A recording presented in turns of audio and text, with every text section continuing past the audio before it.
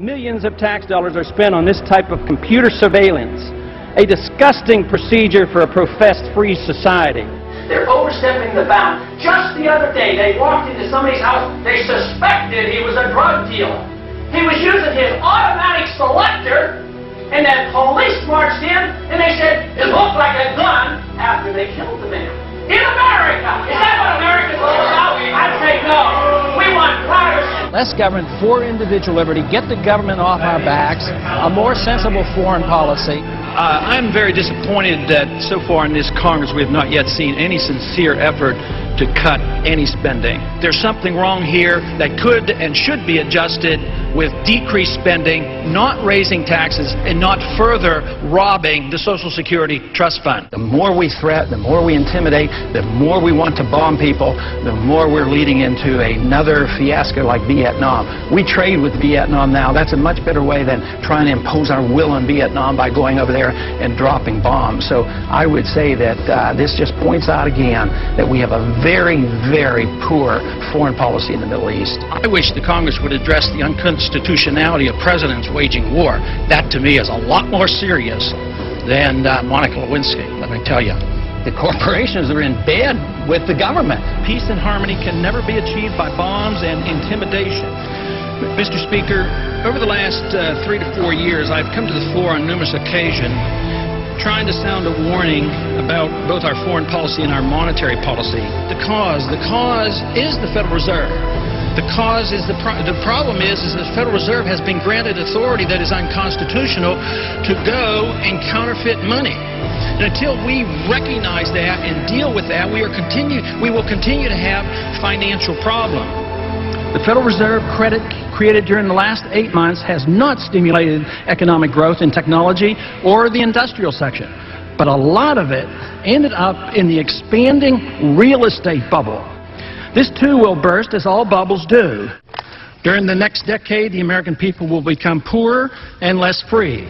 I do not see any reason whatsoever to take young men and young women and send them 6,000 miles off to a land to attack a country that has not committed any aggression against this country. War is not popular. People get killed and body bags end up coming back. I don't want anybody's legs shot off for some reason that is not justified, and it's not a declared war.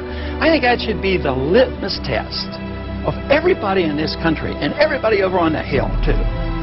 If this war is worth fighting, are you willing to go and lose your legs, lose your life, or send your kids or send your grandkids? Will our country become freer, richer, safer, and more peaceful?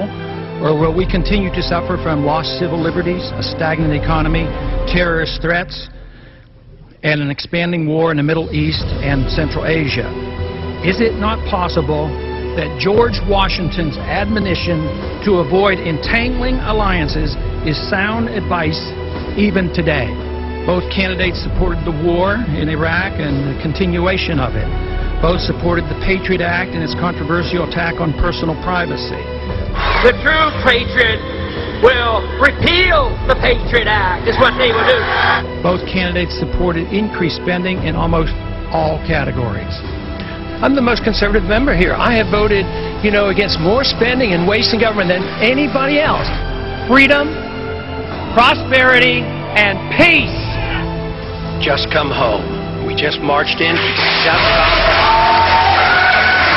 We have allowed our nation to be overtaxed and overregulated and overrun by bureaucrats. The founders would be ashamed of us for what we're putting up with. A system designed to protect individual liberty will have no punishments for any group and no privileges. Today, I think inner city folks and minorities are punished unfairly in the war on drugs. I think this is not a consequence of free markets. What's happening is there's transfer of wealth from the poor and the middle class to the wealthy.